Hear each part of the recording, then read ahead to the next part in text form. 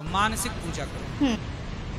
राधे राधे गुरुजी। जी गुरुजी, हम लड्डू गोपाल की पूजा करते हैं तो हम उस पे दीपक जलाते हैं और दीपक जलाते हैं तो वो जो दीपक बुझ जाता है तो वो बाती जो होती है टूट जाती है हर जगह से। ऐसा क्यों होता है, इसका क्या मतलब है? ये भी कोई सवाल हो सकता है। नहीं गुरुजी, अभी तक नहीं होता था, ये अभी से होने लगा है, 10-15 दिन हो गए। भाई रुई की बाती है, लकड़ी जलने के बाद टुकड़े टुकड़े हो जाती है कोयले के रूप में, बाती भी जलने के बाद वो विभाजित हो जाती है। वो तो स्वभाव है, अग्नि जलाएगी तो वो तो जला के कई टुकड़ों में विभाग होएगा ना उसका, कोयले का उसका अंश हो ही जाता है। इसका क्या है साइंस, इसका विज्ञान समझना है क्या, कैसा क्यों हो जाता है?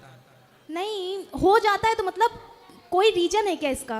भाई विज्ञान का कारण तो होगा ही, फिर इसके लिए विज्ञान में स्टडी करनी पड़ेगी आपको। अच्छा।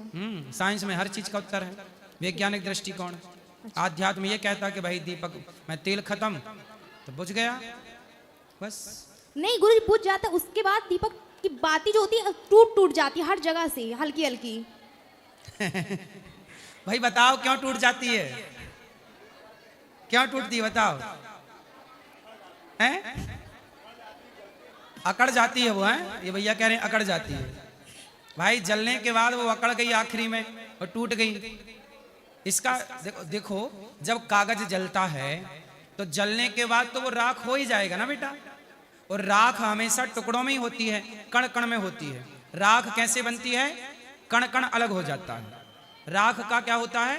कण कण अलग हो जाता है। कण कण अलग होता है। तो वह जलने के बाद, हर वस्तु जलने के बाद कणों में डिवाइड हो जाती है। तो इस सिद्धांत से वह बत्ती भी डिवाइड हो गई कणों में।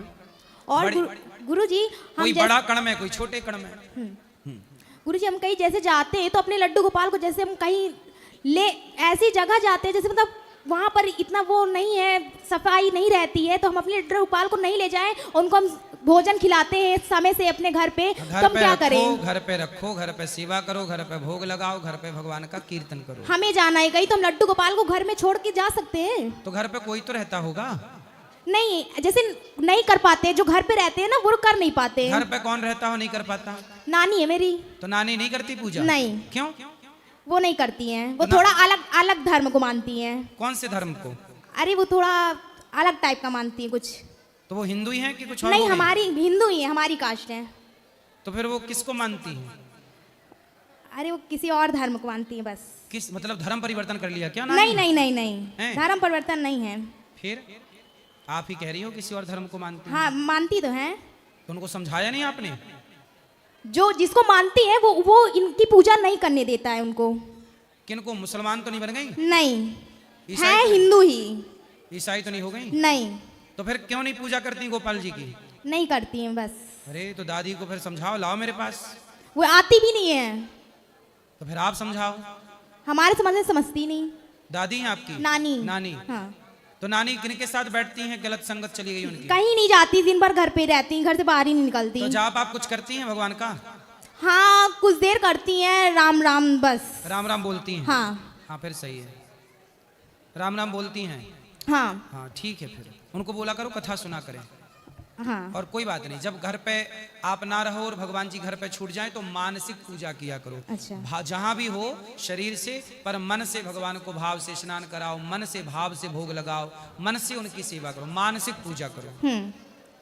गुरुजी एक मेरा और सवाल है कि मुझे 2 से 3 बार सपने में बंदर दिखे, बहुत ढेर सारे, इसका क्या अर्थ है? हनुमान जी को आप सिंदूर चढ़वाइए, वहां के पुजारी जी से सिंदूर दीजिए, सिंदूर और लड्डू का भोग लगाइए अच्छा।